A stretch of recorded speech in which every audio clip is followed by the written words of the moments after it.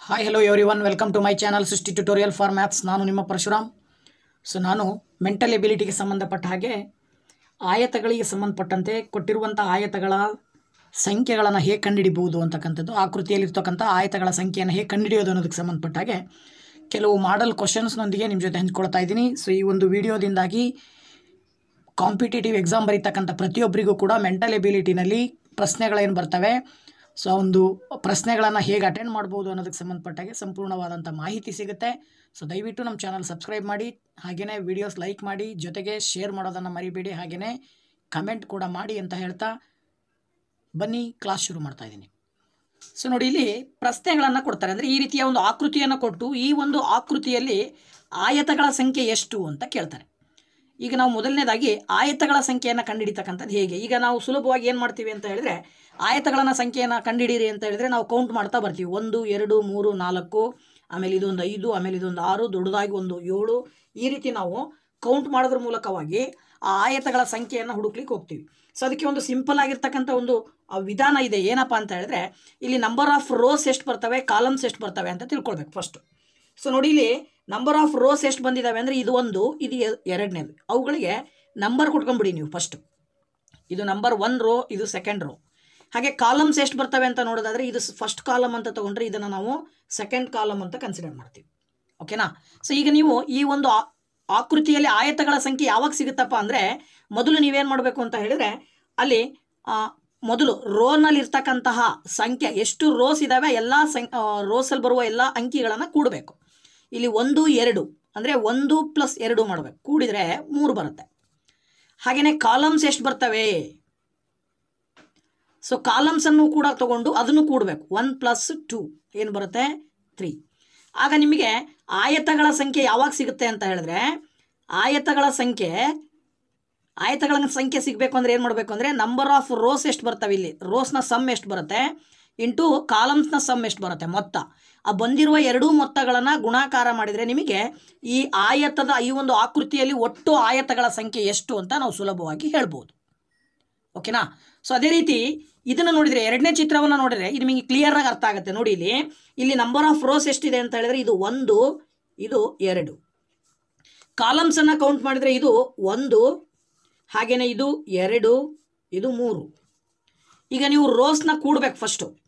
Number of rose ಎಷ್ಟಿದಾವೆ ಇಲ್ಲಿ 1 ಮತ್ತು 2 ಅಂದರೆ ಅಲ್ಲಿಗೆ 1 + 2 ಆ್ಯಡ್ ಮಾಡಿ ಅಂಕಿಗಳನ್ನು ಕೂಡಿದಾಗ 3 ಬರುತ್ತೆ. ಅದೇ ರೀತಿ ಕಾಲಮ್ಸನ್ನು ಕೂಡಿದರೆ ಕಾಲಮ್ಸ್ ಎಷ್ಟಿದ್ದಾವೆ 1 + 2 + 3, ಅಲ್ಲಿಗೆ 3 2 5 1 6 ಆಯಿತು. ಈಗ ನೀವೇನು ಮಾಡಬೇಕು, ಇಲ್ಲಿ ಬರುವಂಥ ಒಟ್ಟು ಆಯತಗಳ ಸಂಖ್ಯೆ ಸಿಗಬೇಕು ಅಂತ ಅಂದಾಗ ಇಲ್ಲಿ ಬಂದಿರುವಂಥ ರೋಸ್ನ ಮೊತ್ತ ಇಂಟು ಕಾಲಮ್ನ ಮೊತ್ತವನ್ನು ಮಲ್ಟಿಪ್ಲೈ ಮಾಡಬೇಕು. ಆಗ ನಿಮಗೇನು ಬರುತ್ತೆ, 3 × 6 ಮಾಡಿದರೆ 3 6 18. ಓಕೆನಾ ಫ್ರೆಂಡ್ಸ್? ನಾವು ಸುಲಭವಾಗಿ ಹೇಳ್ಬೋದು, ಈ ಒಂದು ಆಕೃತಿಯಲ್ಲಿ ಒಟ್ಟು 18 ಆಯತಗಳು ಬರ್ತವೆ ಅಂತ ನಾವು ಸುಲಭವಾಗಿ ಹೇಳ್ಬೋದು. ಓಕೆನಾ?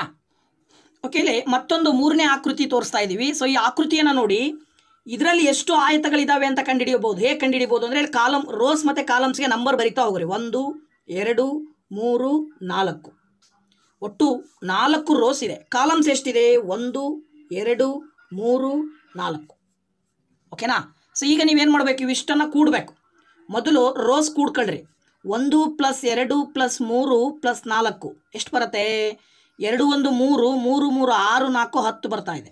ಆಸ್ ಇಟ್ ಈಸ್ ಇದನ್ನು ಕೂಡ ಕೂಡಿದರೆ ಸೇಮ್ ಸಂಖ್ಯೆ ಇರೋದ್ರಿಂದ ಅದರದ್ದು ಕೂಡ ಎಷ್ಟು ಬರುತ್ತೆ, 10 ಬರುತ್ತೆ. ಓಕೆನಾ? 1 + 2 + 3 + 4. ಒಟ್ಟು ಆಯತಗಳ ಸಂಖ್ಯೆ ಸಿಗಬೇಕಂದ್ರೆ ಇದರಲ್ಲಿ ಈ ಒಂದು ಆಕೃತಿಯಲ್ಲಿ ಒಟ್ಟು ಎಷ್ಟು ಆಯತಗಳಿರ್ತವೆ ಅಂದರೆ, ಇಲ್ಲಿ ಬಂದಂತಹ ರೋಸ್ನ ಮೊತ್ತಗಳೇನಿದ್ದಾವೆ ಅವೆರಡನ್ನು ಗುಣಾಕಾರ ಮಾಡಬೇಕು.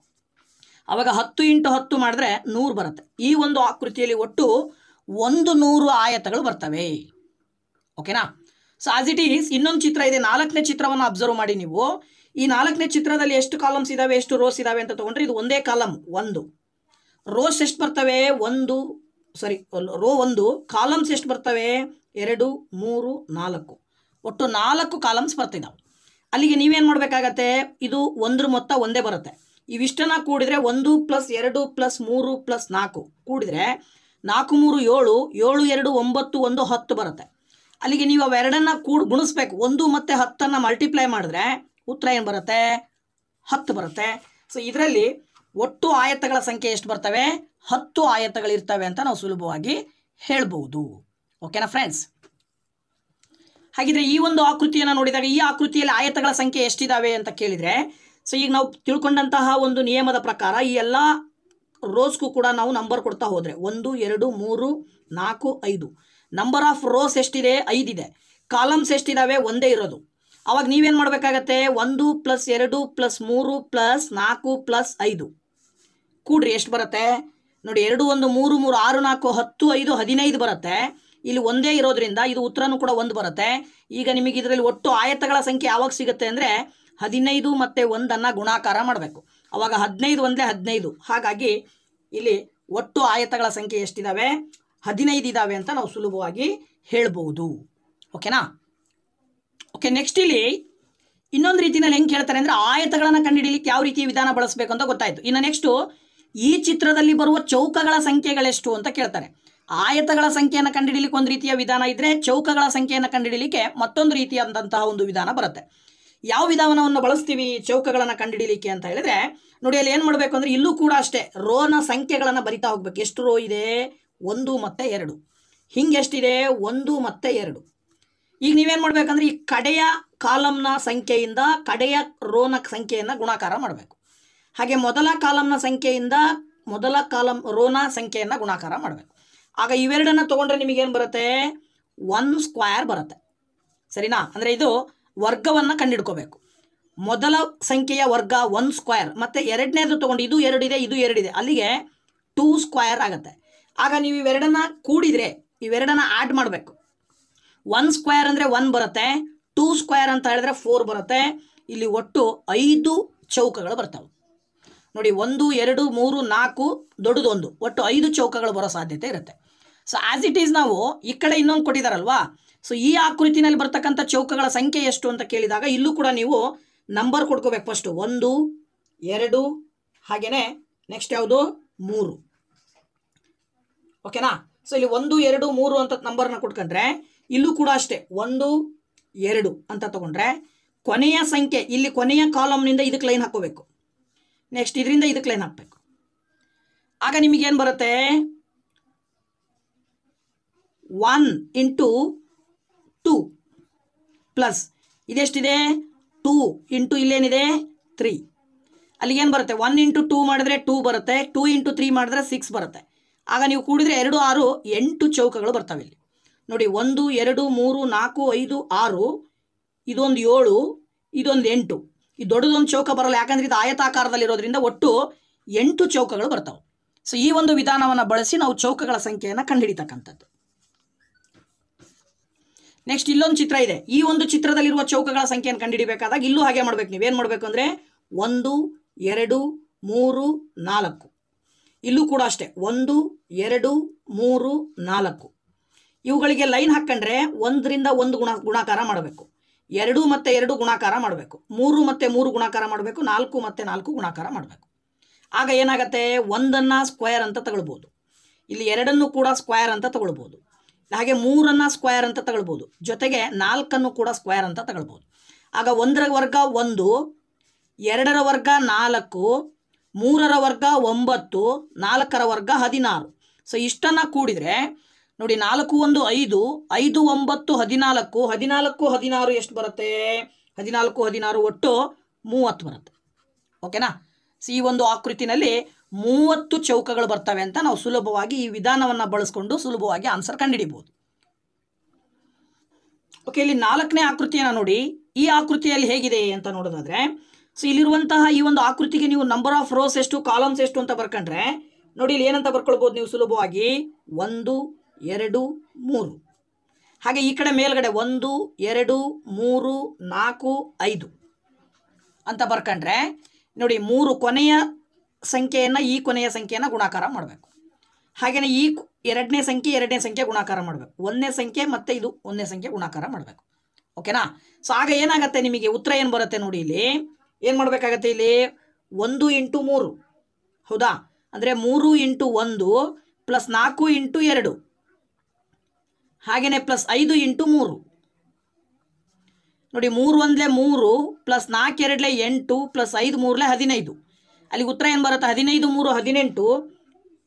ಓಕೆನಾ? 15 3 18, 18 8 26 ಬರ್ತಾ ಇದೆ. ಹಾಗಾಗಿ ಈ ಆಕೃತಿಯಲ್ಲಿ ಒಟ್ಟು 26 ಚೌಕಗಳು ಬರ್ತವೆ.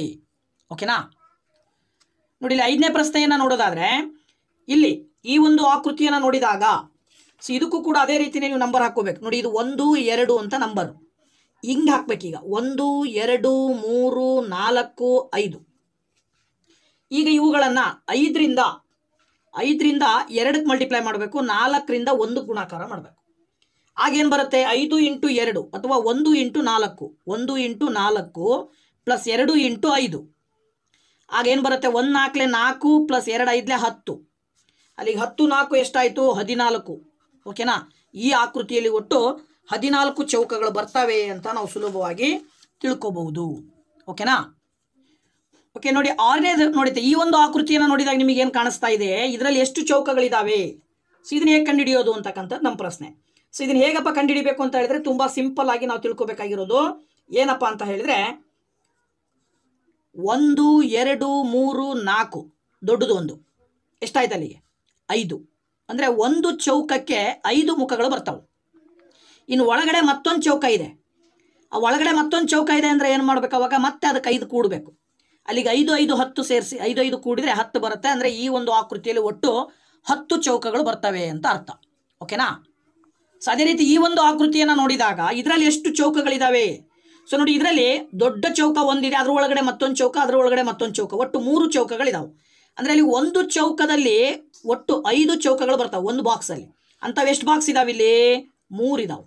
ಹಾಗಾಗಿ 5 + 5 + 5 ಮಾಡಬೇಕಾಗತ್ತೆ. ಆಗ 5 + 5 + 5 ಮಾಡಿದಾಗ 15 ಬರುತ್ತೆ. ಇದರಲ್ಲಿ ಒಟ್ಟು 15 ಚೌಕಗಳಿದ್ದಾವೆ ಅಂತ ಅರ್ಥ. ಓಕೆನಾ?